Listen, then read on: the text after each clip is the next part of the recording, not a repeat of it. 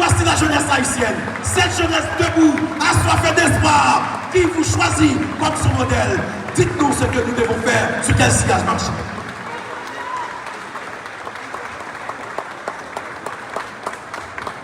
Vous pouvez tous vous asseoir.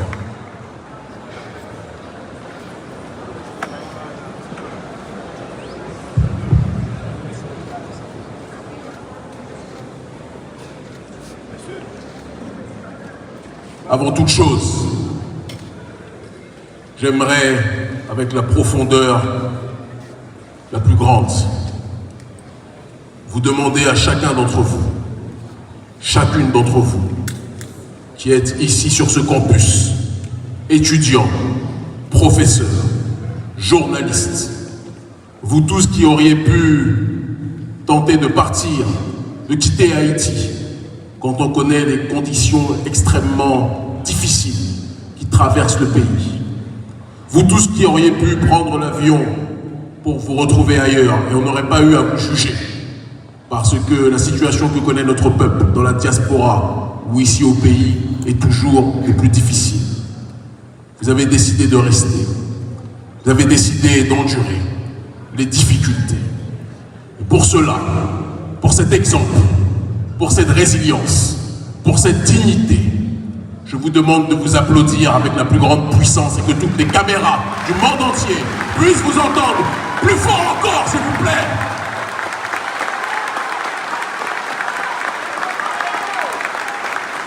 Vous êtes restés quand vous auriez pu fuir. Vous vous êtes enracinés quand vous auriez pu vous détacher. L'exemple qui est le vôtre aujourd'hui est l'exemple d'un peuple qui, même quand on veut l'ensevelir, est prêt à tout pour se libérer. Applaudissez-vous encore une fois, s'il vous plaît.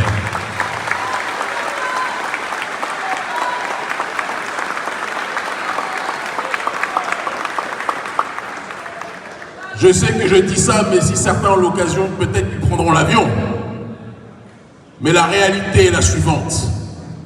Quand un peuple subit autant de persécutions, un peuple subit autant de censure sur le terrain économique, sur le terrain politique, subit autant de déstabilisation, mais que ce peuple est encore debout, c'est que ce peuple-là, le jour où il réanimera la flamme de l'espérance, ce peuple deviendra un centre de gravité pour le monde noir dans sa globalité.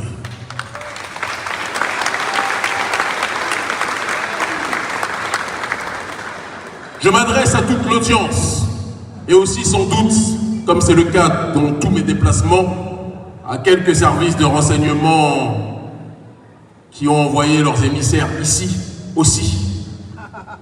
Parce qu'aux quatre coins du monde où je me situe, je sais qu'ils viennent nous monitorer, nous entendre, nous écouter, en se disant qu'est-ce que ce nègre vient répondre. Nous leur répondons que nous venons répondre l'espérance, le rappel, et surtout clarifier la situation par rapport à ce que vit notre population. Aux quatre coins du monde, lorsque j'allume les informations à la télévision, j'entends les médias nous raconter que Haïti est le pays le plus pauvre du monde, ou l'un des plus pauvres. Que Haïti est le pays où les gens se divisent gratuitement. Que Haïti est le pays où les gangs font la loi avec des armes qui tombent du ciel. Un peuple qui n'est pas prêt à pouvoir se libérer. Un peuple qui n'est pas prêt à pouvoir se développer. Et je souris. Si ce pays était un pays si désespérant, on n'aurait pas dans ce pays le plus grand nombre d'ONG de la planète qui viennent occuper le terrain, qui viennent financer la population, pour essayer de calmer une révolution qui arrivera tôt ou tard à éclosion. Si un peuple est un peuple pauvre, si un peuple est un peuple désespérant, vous n'auriez pas les ONG des pays prétendument les plus puissants de la planète qui viendraient coloniser ce territoire, comme c'est le cas. Ils vous disent qu'il n'y a rien à tirer d'Haïti. Non, on n'y allait pas. Et puis dès que vous avez le dos tourné, ils prennent tous l'avion pour venir ici. Pourquoi? Ils savent ce que vous ne savez pas. Ils savent ce dont vous ne vous souvenez pas. Ils savent le pouvoir que vous représentez potentiellement. Ils savent géopolitiquement ce que vous pouvez devenir si vous vous rappelez de ce que vous êtes réellement.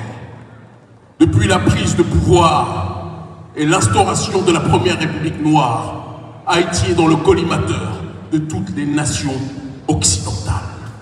Depuis que Haïti a botté on est devant des étudiants, on va dire le postérieur. On parle avec politesse, nous sommes à l'université. Depuis qu'Haïti a botté le postérieur de l'oligarchie française, le gouvernement français et les différents régimes de la France n'ont jamais pardonné cette humiliation. Et l'Occident a toujours regardé Haïti avec méfiance en se disant que si Haïti se libère réellement, et si Haïti peut fonctionner librement, Haïti risque de devenir un sida, un syndrome d'ingéniosité définitivement acquis qui va se propager dans le cœur de tous les Noirs du monde entier. Et tous les autres pays, toutes les autres Caraïbes voudront suivre l'exemple d'Haïti. Et ça, les Occidentaux ne le veulent pas. Et c'est pour ça qu'ils colonisent ce territoire par deux voies. La première, comme je l'ai énoncé il y a quelques minutes, ce sont les ONG, qui viennent vous prétendre être vos amis. Mais comme on le dit toujours, des ONG qui n'aident pas les gens à se débarrasser de l'aide ne sont pas des ONG amis, ce sont des forces néocoloniales. Et c'est important qu'on le dise. Le deuxième aspect, et c'est l'aspect le plus crucial, on vous dit que le pays est aujourd'hui détruit par les gangs. De qui sont composés les gangs? D'Haïtiens. Vrai ou faux ce que je dis? Vrai ou faux ce que je dis? Qui a donné ses armes à ces Haïtiens? Qui a fait en sorte que ces Haïtiens puissent s'entretuer? Qui? Qui? Ceux qui se présentent comme vos amis, mais qui depuis le départ de la libération d'Haïti sont nos ennemis. Le gouvernement français, le Canada, les États-Unis, qui se présentent comme des pays qui sont là pour accompagner Haïti, sont ceux qui livrent les armes en pagaille à la population haïtienne pour que cette dernière s'entretue. C'est la réalité que les gens ne veulent pas entendre. Ils vous disent, oh, regardez-moi ces nègres, ils ne sont pas capables de s'entendre, ils se tirent dessus. Ils avaient fait la même chose dans les années 70, dans les quartiers noirs aux États-Unis. Ils ont balancé la drogue, la cocaïne, la marijuana, ils ont balancé les armes dans les ghettos pour que les ghettos s'entretuent. Et après, ils viennent dire au reste du monde, vous voyez, les Noirs ne peuvent pas s'entendre entre eux. Mais qui donne les armes? Qui brise les armes? Qui noie le peuple haïtien et qui noie le peuple noir pour qu'il ne puisse pas se relever? Nous les connaissons, mais nous devons aussi parler de la troisième partie du problème. Une civilisation n'est détruite par l'extérieur que si elle est rongée de l'intérieur. Quels sont ceux qui acceptent que ces armes puissent circuler sur le territoire? Quels sont ceux qui emploient parfois ces gangs pour assurer leur sécurité et terroriser la zone adverse? Quels sont ceux qui font en sorte que Port-au-Prince et que Haïti soient une terre de déstabilisation en accord avec la volonté de l'oligarchie d'Occident? Les autorités haïtiennes, il faut qu'on soit capable d'en parler. Quand un avion n'est pas piloté par un individu ou un groupe d'individus responsables, l'avion finit par trouver, plus que jamais, la chute, l'accident et la destruction. On ne peut pas toujours se plaindre de la puissance et de l'aspect négatif de ceux qui sont ontologiquement les adversaires de notre peuple. Mais on doit d'abord aujourd'hui, entre nous, se questionner sur les responsabilités qui sont les nôtres par rapport aux drames qui arrivent à notre peuple. Je sais que certains attendaient peut-être que j'appelle à détruire certaines institutions ou à détruire certaines ambassades. Non. Le seul ennemi numéro 1 du peuple noir et du peuple haïtien, ce sont les limites que nous nous fixons. Le seul ennemi du peuple haïtien, c'est la corruption que nous laissons rentrer dans nos rangs. Le seul ennemi du peuple haïtien, ce sont les égos et la jalousie mal placée qui fait en sorte que nous ne sommes pas capables de nous unifier pour résister à ceux qui veulent nous asphyxier. Le seul ennemi du peuple haïtien, c'est l'injustice sociale qui fait qu'une minorité a tout, pendant que la majorité vit dans une effroyable pauvreté. On ne peut pas passer notre temps à critiquer le néolibéralisme à l'extérieur quand nous avons une petite caste à l'intérieur qui prend 95% des richesses et qui laisse 99% de la population avec 5% des richesses à se partager. Ce n'est pas possible. Oui, le colonialisme est à Washington. Oui, le colonialisme est à Paris.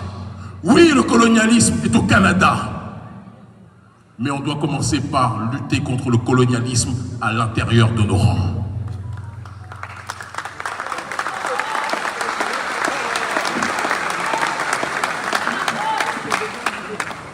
Des dirigeants qui prennent leurs ordres de l'extérieur, qui acceptent d'être, comme le disait la Boétie, dans la soumission volontaire, la servitude volontaire, sont des gens qui sont les adversaires numéro 1 du peuple haïtien. Et si nous ne prenons pas conscience que lorsque les élites ne font pas leur travail, le peuple doit le faire lui-même, nous ne serons pas capables de faire bouger les lignes pour que notre peuple puisse plus que jamais se libérer. Je vais vous parler, n'applaudissez pas encore, je n'ai pas commencé.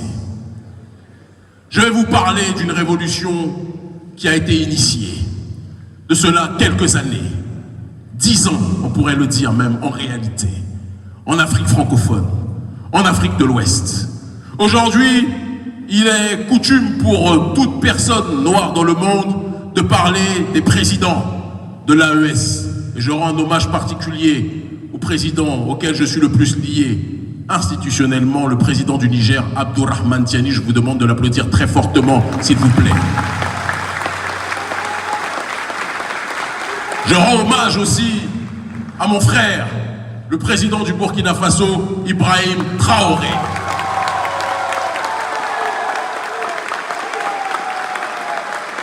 Je rends hommage à mon frère, le président du Mali, Assimi Goïta.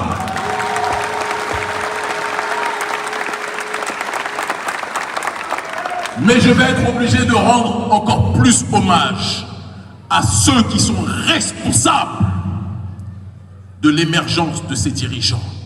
Parce que l'erreur cyclique de notre population, c'est de croire que ce sont des hommes ou des femmes providentiels qui font la révolution. Ce n'est pas ce qui s'est passé. Les 3 dirigeants que je viens de citer ne sont pas les initiateurs d'un processus révolutionnaire. Ils sont le résultat d'une mobilisation de plusieurs années, des masses populaires de cette région qui ont décidé de prendre en charge leur destinée, qui ont décidé d'arrêter de subir la persécution, qui ont décidé d'arrêter de subir l'injustice sociale. Ils voyaient la corruption comme vous la voyez. Mais à un moment donné, ils ont dit, il faut que chacun mette ses différences de côté. Il faut qu'on arrête les batailles au niveau horizontal et qu'on agisse dans le cadre du combat au niveau vertical. Unifier la base et se battre contre le sommet. Ils se sont mobilisés, nous les avons accompagnés, nous nous sommes au milieu d'eux, en première ligne même, mobilisés. Nous avons réussi à bousculer les régimes marionnettes de l'Occident. Le président du Mali est tombé. Le président du Burkina Faso est tombé. Le président du Niger qui mettait, quand nous venions faire des manifestations contre la puissance néocoloniale au Niger, qui mettait des drones juste au-dessus de notre résidence, qui nous surveillait, qui nous persécutait, qui nous faisait agresser par ces chiens de service. Le président du Niger a chuté parce que le peuple a décidé de croire en lui-même. Qu'est-ce qui fait la différence aujourd'hui entre le peuple au Sahel et le peuple haïtien? Le peuple haïtien est à la base de la révolution au Sahel. La révolution haïtienne est la matrice du combat qui se déroule aujourd'hui au Sahel. Et les gens ne le savent pas, ne le disent pas assez. Mais moi, je veux insister sur ce fait. Lorsque nous menons la révolution, j'ai écrit un livre en 2018 qui s'appelle « L'Afrique libre ou la mort ». un chapitre entier de ce livre est dédié à Haïti. Un entier. Et je déclare que c'est le pèlerinage sur cette terre, le fait d'être en adéquation avec le peuple ici présent, de me revitaliser en voyant les conditions de ma population et la résilience de notre peuple, en me rappelant comment Dessalines, comment Félicité, comment Boukman Tuti et tous ceux qui ont fait la révolution se sont organisés, comment ils ont réussi à mettre sur pied un système de résistance qui a bousculé l'Occident. Et c'est ce qui fait que nous initions la campagne contre le franc CFA. C'est ce qui fait qu'après la campagne contre le franc CFA, nous initions la campagne contre les bases militaires. Et c'est la campagne contre les bases militaires qui accélère le processus de déstabilisation des présidents marionnettes. Pourquoi je vous dis tout ça? Je vois plein de gens parmi vous qui regardent en rêvant de ce qui se passe au Sahel, en se disant c'est magnifique, vous les enviez. Il est temps d'arrêter d'admirer ce qui se fait loin et de réaliser que ce qui se fait loin, vous pouvez le faire encore plus ici.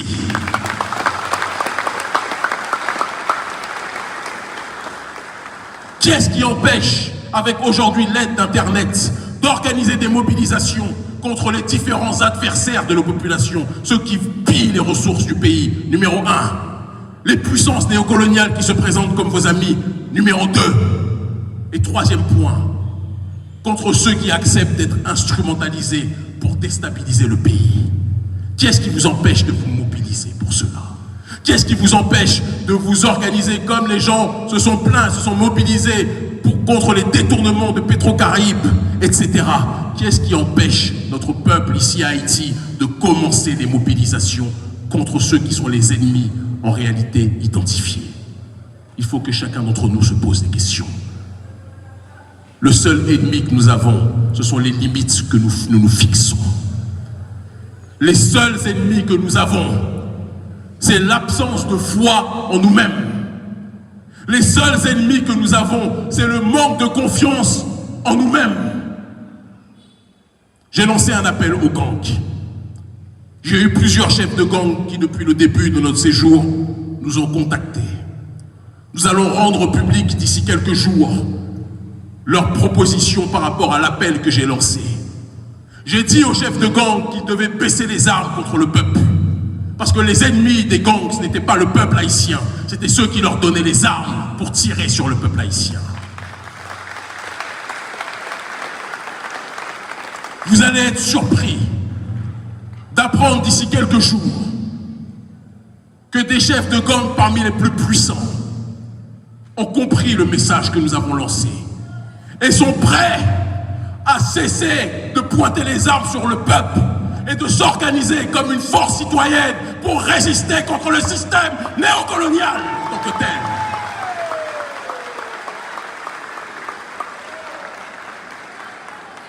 C'est pour ça que le gouvernement américain ne voulait pas que nous soyons là. C'est pour ça que le gouvernement français ne voulait pas que nous soyons là. Parce qu'ils veulent faire croire au peuple noir que l'ennemi du noir, c'est le noir en tant que tel. Mais quand le noir finit par comprendre que celui qui est en face de lui est son frère, quand il finit par comprendre que celle qui est en face de lui, ce n'est pas une personne à attaquer, à agresser, à violer, mais une sœur et une femme à protéger, la dynamique finit par changer. Si le prolétariat haïtien et les gangs comprennent qu'ils ont un ennemi en commun, comment pensez-vous que ceux qui sont en train d'occuper le pays, comment pensez-vous que ceux qui sont en train de coloniser les esprits vont fonctionner? Ils vont tous faire leurs valises et ils vont rentrer à Washington, à Paris, au Canada et ailleurs, parce qu'ils sauront qu'ils sont identifiés comme les forces déstabilisatrices du pays. Je ne fais pas partie de ceux qui se réjouissent quand l'Union africaine, qui a à sa tête un certain nombre de corrompus, en recevant les ordres des États-Unis, en recevant les ordres de l'Union européenne, envoie des militaires kenyans pour tirer sur les frères qui sont ici, qu'on appelle les gangs. Le problème, ce ne sont pas les gangs. Le problème, ce sont ceux qui livrent les armes aux gangs en tant que tels. Le problème, ce sont ceux qui font en sorte que les gangs terrorisent le pays pour créer l'anarchie et que plus personne ne veuille venir ici à Haïti. Et c'est pour ça que j'ai fait partie de ceux qui se sont réjouis quand Donald Trump a dit qu'il voulait arrêter USAID. Certains ont pleuré, j'en connais. Certains se sont dit « Oh, on n'aura plus de financement, j'en connais. » Mais il faut que notre peuple apprenne à vivre sans l'aide de ceux qui veulent nous voir noyer.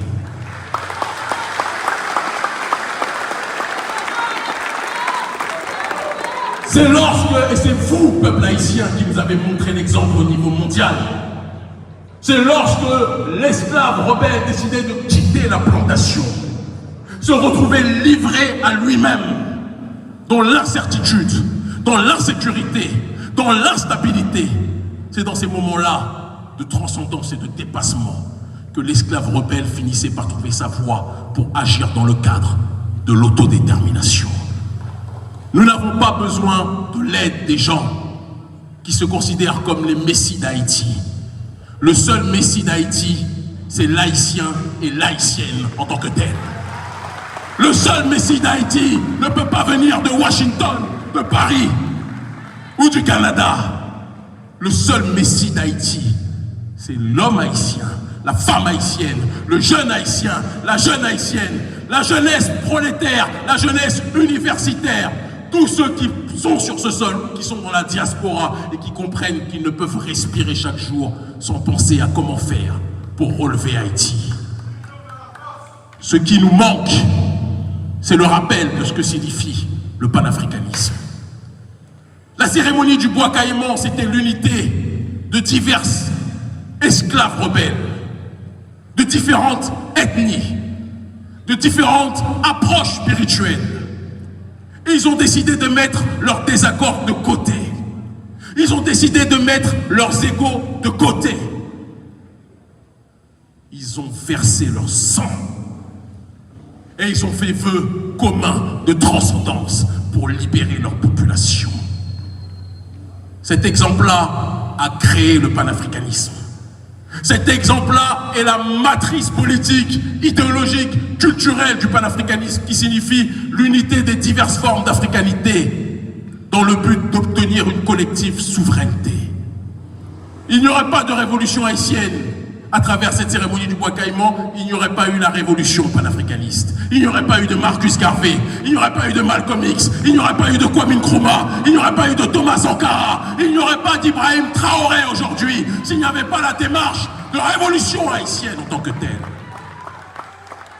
Mais comment pouvez-vous inspirer le reste de l'humanité noire et ne pas comprendre que si vous êtes les inspirateurs, vous devez réactiver cette pensée en vous-même? Vous n'avez même pas besoin de Kémy Séba. Vous n'avez même pas besoin d'urgence panafricaniste. C'est nous qui avons besoin de vous. C'est le monde noir qui a besoin d'Haïti. C'est le monde noir qui a besoin de votre réveil. C'est le monde noir qui a besoin de votre résurrection. C'est le monde noir qui a besoin que vous remettiez plus que jamais dans vos cœurs et dans votre esprit le courage et la flamme qui a plus que jamais au commencement ravivé les espérances. Haïti est à une croisée des chemins. Vous pouvez soit aller vers la destruction définitive ou aller vers la résurrection ultime qui pourra être un outil géopolitique fondamental pour le reste de l'humanité. Haïti est, géographiquement parlant, un pays qui est un problème pour l'oligarchie d'Occident. Vous êtes à proximité des États-Unis, à quelques heures de Miami.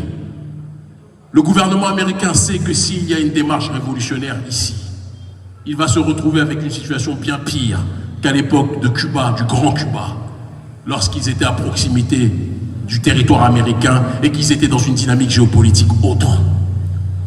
Vous vous plaignez, vous souffrez, il y a la précarité, il y a l'injustice sociale, il y a l'insécurité, c'est une réalité.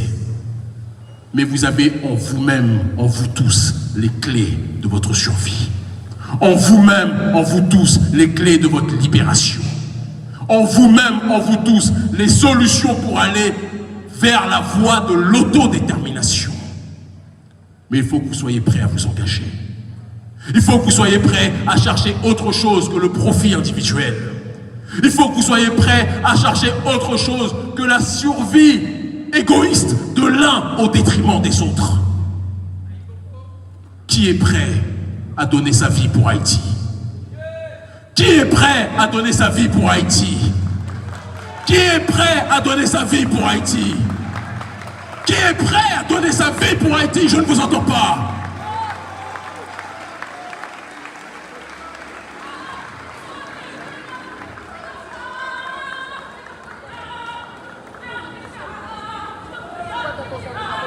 Nous avons dépensé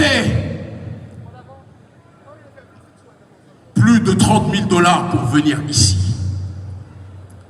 Des gens nous ont invités verbalement. Mais notre délégation a tout payé de ses poches pour venir vous voir depuis l'Éthiopie jusqu'ici. Et vous savez pourquoi? Même dans nos familles nous disaient « Mais pourquoi vous prenez une grande partie de vos économies pour aller à Haïti ?» Et nous leur avons répondu « Parce que si le cœur du panafricanisme ne respire pas, le corps mourra. »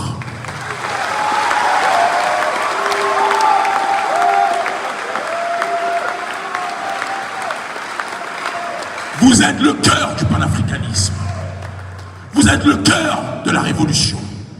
Quand je vois les images à la télévision de notre peuple meurtri, de certains assassinés, de certains violés, je ne fais pas partie de ceux qui se disent « Ah, c'est une autre partie des Noirs, ça ne me regarde pas. » Si Haïti est à terre, nous sommes tous à terre dans le monde en tant que tel. Si Haïti est à terre, aucun Noir sur cette terre ne sera respecté.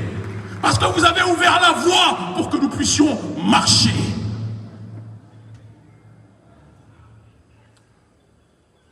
Peuple haïtien, souvenez-vous de ce que vous dit l'hymne national haïtien. Souvenez-vous de ce que vous dit la dessalinienne. Souvenez-vous des sacrifices qu'ils ont été prêts à faire pour aller vers la voie de la libération. Et souvenez-vous que la situation actuelle que nous vivons n'est pas qu'une situation matérielle. C'est une démarche dans l'immatériel. La maçonnerie internationale et les réseaux occultes occidentaux ont tout fait pour plonger sous hypnose le peuple haïtien. Ils ont tout fait pour vous pousser à avoir honte de vous-même, avoir honte de votre drapeau, avoir honte de votre histoire. Vous allez partout dans le monde chercher des nationalités d'autres pays, alors que ces autres pays savent la puissance que représente Haïti. Cessez de vouloir être étranger à vous-même. Cessez de connaître dans cette démarche de l'aliénation. Comprenez que où que vous alliez, où qu'un lion veuille voyager, un lion dans une mer ne sera jamais un poisson. Un lion dans la mare au cochon ne deviendra pas un cochon. Un Haïtien en Occident ou ailleurs restera toujours haïtien.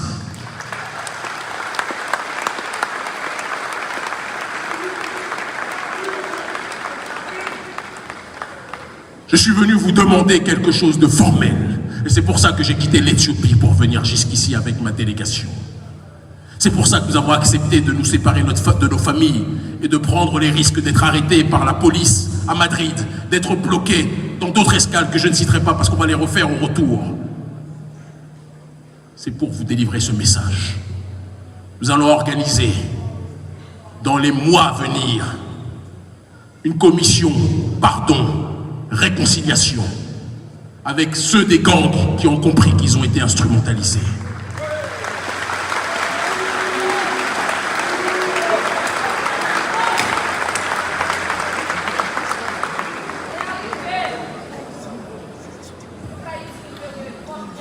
Parce que sans pardon, sans demande de pardon, sans volonté d'exprimer l'amour véritable entre nous, sans nécessité de baisser les armes, Haïti ne se relèvera pas. Et après cette commission, pardon, réconciliation, excuse, pardon, réconciliation, le peuple haïtien, gang et population va se réunir pour être une seule force qui va s'adresser à ceux qui ont nourri la division.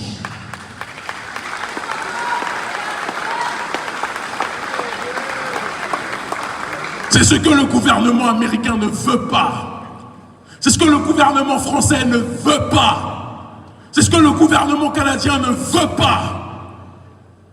Mais c'est ce qui va se passer tôt ou tard.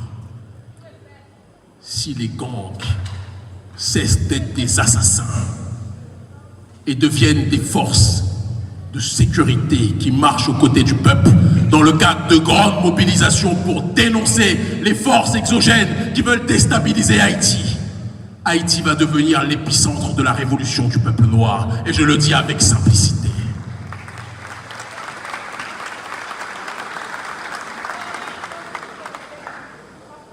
Les autorités au Sahel vous disent, vous rappellent, à travers ma voix, que le combat qui est mené là-bas n'est qu'une partie du match, c'est la première mi-temps.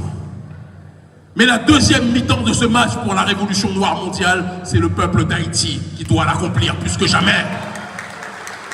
La deuxième mi-temps pour aller jusqu'à la victoire ultime et définitive, c'est vous qui devez la mener plus que jamais.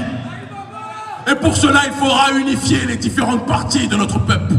Pour cela, il faudra être dans une démarche d'oublier, de taire les rancœurs, de taire les rancunes, de taire les jalousies, de pardonner si demande de pardon il y a.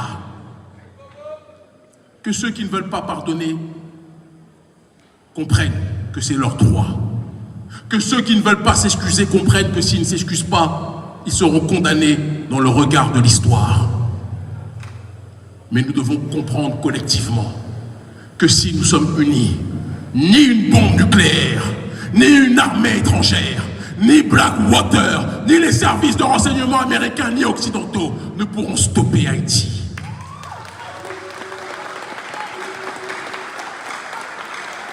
N'est-ce pas le déséquilibré de Donald Trump qui disait que les Haïtiens mangent des corps humains aux États-Unis? Il est tellement traumatisé par Haïti, que pour lui, les Haïtiens, au XXIe siècle, en sont encore à ce stade.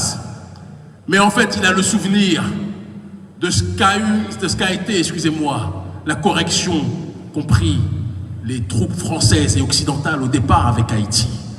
Et il se dit que s'il ne stigmatise pas les Haïtiens partout où ils sont, imprègnent la société, inspirent la société, donnent le rythme aux sociétés. Et donc il faut toujours continuellement être dans une démarche de les diaboliser. Mais vous, vous savez pourquoi vous êtes stigmatisés. Vous-même, vous savez pourquoi vous êtes marginalisés. Et on dit toujours que c'est l'exclusion d'un homme par l'autre ou d'un peuple par l'autre qui donne envie au peuple exclu de se constituer sa propre puissance. Constituons-nous notre propre puissance, peuple d'Haïti. Rappelons-nous la puissance que nous constituons lorsque nous sommes unis. Rappelons-nous la puissance lorsque les jeunes écoutent les vieux, lorsque les vieux respectent les jeunes. Rappelons-nous la puissance quand l'homme noir donne la fierté à la femme noire et que la femme noire est dans une démarche de donner la bonne direction à partir de son cœur à l'homme noir. Rappelons-nous ce que c'est que la logique du partage quand vous avez un peu et que vous êtes dans une démarche de pouvoir donner à celui qui a moins. Rappelons-nous ces valeurs qui font du peuple haïtien un peuple unique sur cette terre. Rappelons-nous que ces valeurs sont les points cardinaux qui donneront lieu à la résurrection de notre population. Et rappelons-nous que si nous marchons dans la même direction, aucun pays sur cette terre, je dis bien aucun, ne pourra se freiner, stopper le chemin pris par Haïti.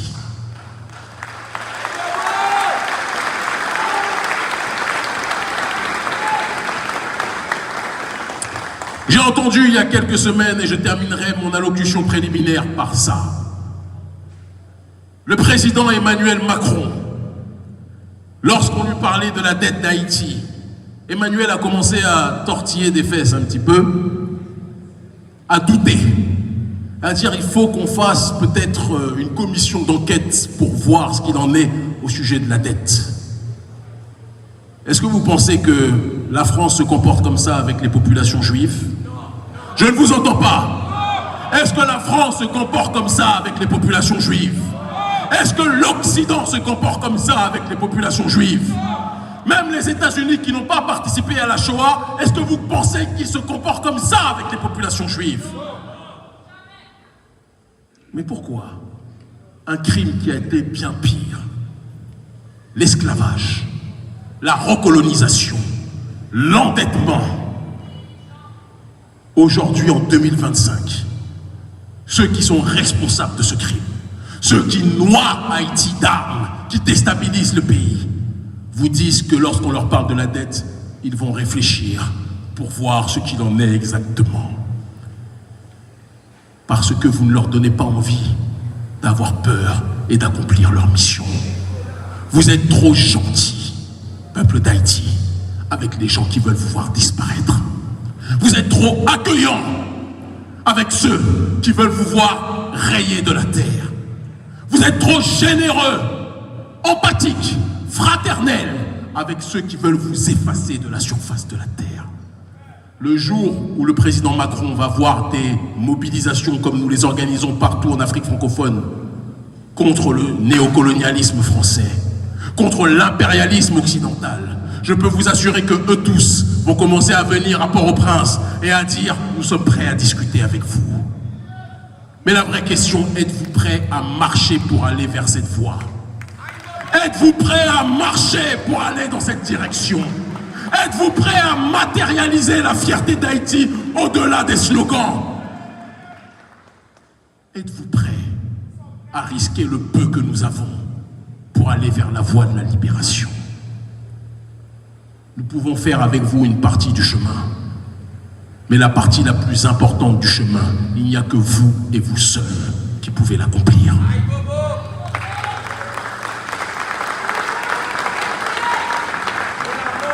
Je ne suis pas venu vous caresser dans le sens du poil aujourd'hui. Comme jamais d'ailleurs.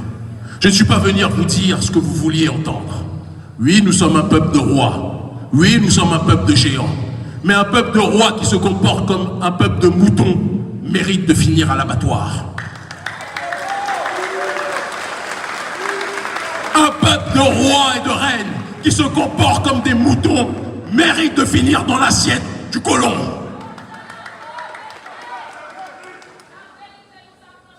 Êtes-vous roi ou êtes-vous mouton?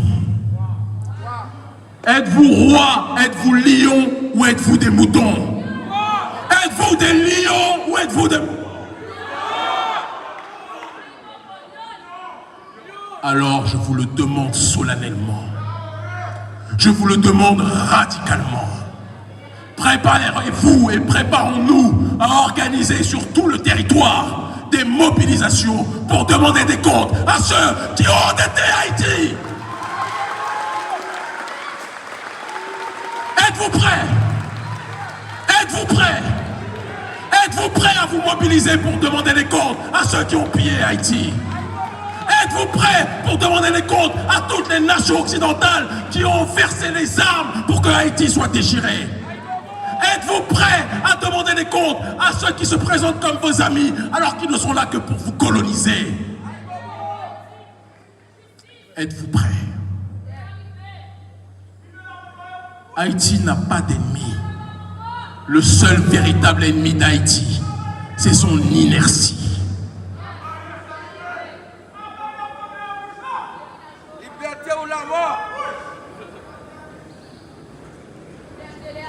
Desalignes nous regarde. Félicité nous regarde. Cécile Fatima nous regarde. Boukman Duty nous regarde. Toussaint nous regarde. Et ils ne comprennent pas pourquoi les fils et filles du peuple noir le plus révolutionnaire de l'histoire attendent avant de réagir.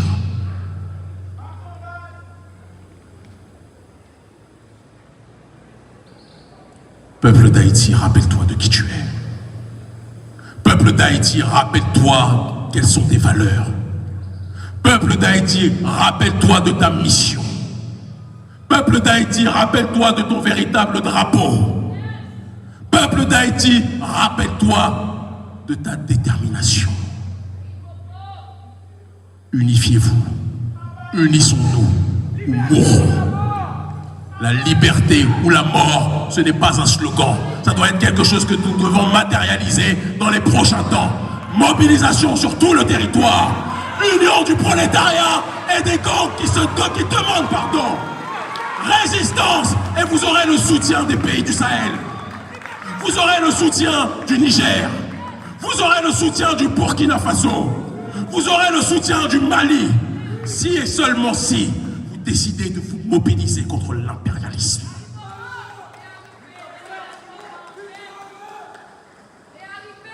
Nous avons prêché.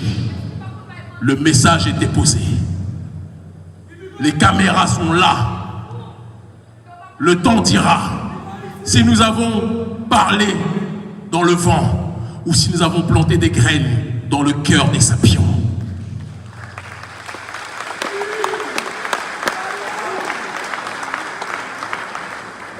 Une amie journaliste m'a appelé avant-hier et m'a dit qu'Émy, avec ta déclaration et ta proposition que les gangs déposent les armes contre le peuple et réorientent leur énergie contre l'impérialisme, tu es encore plus ciblé par les États-Unis.